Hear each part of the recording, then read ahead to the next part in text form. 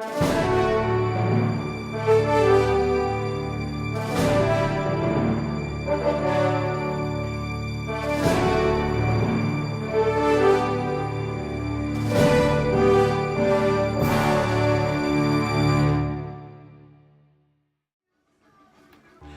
and welcome to the Single Dad's Guide to Life. I'm actually out here in the kitchen getting ready to do my coffee shake recipe. It should come out really well. Anyway, we have some interesting ingredients for you that you're going to want to check out here. There's some delicious things: the boysenberry coffee, boysenberry syrup, boysenberry butter, boysenberry rum sauce. Just awesome. Anyway, I want to show you some of the things that they have here in the kitchen so that you'll be able to do the recipe on your own. Okay, so for the ingredients, you're going to need 4 tablespoons of ground boysenberry coffee, 2 cups of water, 12 tablespoons of powdered sugar, well, we'll get to that later, 2 pints of vanilla ice cream, and you're going to need a little milk. That'll come later as well. For the whipped cream, you're going to need 1 pint of whipping cream, 1/2 cup of powdered sugar, and 4 tablespoons of Knott's boysenberry punch concentrate. And then for extra toppings, for like the kicker at the very end, you're going to need a drizzle of boysenberry rum topping and a pinch of boysenberry cotton candy. The first section of the boysenberry recipe will be the boysenberry coffee, which we're going to pour the boysenberry coffee into the French press, and then we're going to stick it in a sheet pan. Going to freeze it until it gets all frozen up, because the easiest way to deal with a blender and everything else is to have frozen coffee. If you mix that in with the vanilla right away, when it's hot, it's just not going to work. And even if you cool it off, it's just going to not work. It works a lot better with like some frozen ice cubes. So keep watching.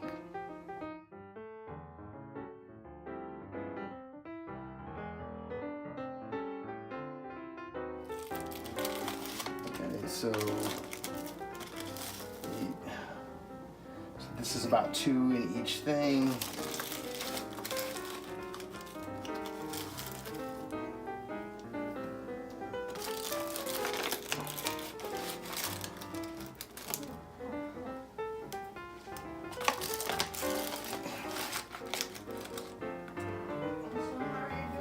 Okay, you can.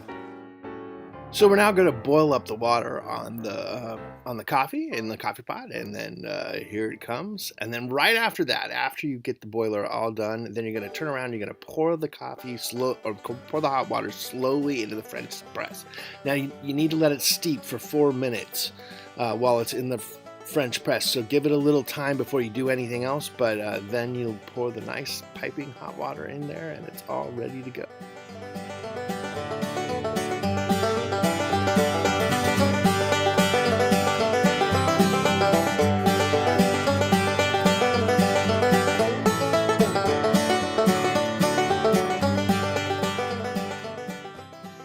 You're going to then steep it. After the 4 minutes that you steeped it, then you're going to press slowly on the French press to get it all the way down. This is a little overfilled here, so make sure that you don't get overfilled. If you're just doing the 2-cup recipe, it should be fine.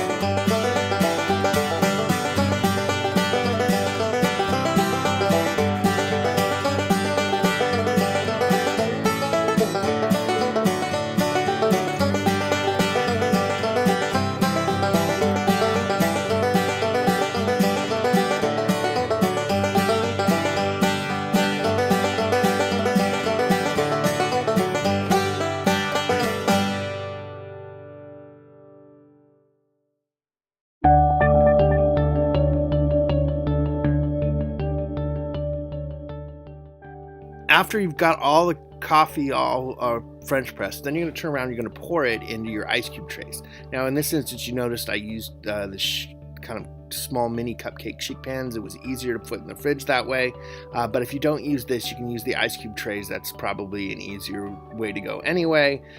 Just pour it in slowly and then stick it in the refrigerator, and then when it all comes out, you're going to get nice, cool, small little things of coffee ice that you can put into your blender really easily.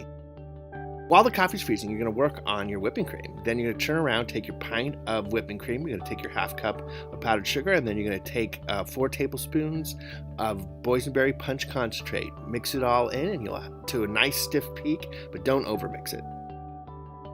It's all frozen, then you're going to pull it out of the refrigerator, and then you're going to slowly take it out of the trays, or out of, in this instance, our sheet pan here. We're going to put it into the blender. Then we get them all in the blender. Then you're going to add your pint of ice cream, maybe a little less, depends on how much sugar you like. Now the thing is here, that's why I added a little bit of powdered sugar. I went with probably a little less than a pint, and I needed a little extra powdered sugar to make it more sugary. If you put in a little more ice cream, you probably won't have to put in as much sugar. You're probably going to have a more frozen shake. It's kind of up to you. And then you're going to end up pouring all of, well, actually start the blender up.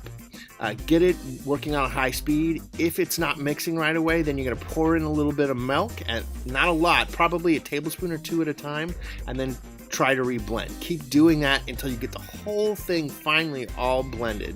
It should look like a kind of very, very thick smoothie running through there full of iced coffee and ice cream, and it's delicious. Fun part, and you can get your kids involved with it if you want to. Of course, spillage is a problem. So pour the cold coffee shake into the coffee cup. Then you're going to turn around and you're going to put in a dollop or 2 of the whipping cream, and then you're going to add a little drizzle of the boysenberry rum flavored topping, and then you're going to end up taking a straw and sticking a little pinch of cotton candy through the straw and then right into the drink, and it's a delicious drink. So this is me and my my great drink here. It's just the Boysenberry Coffee Shake, and it's absolutely delicious.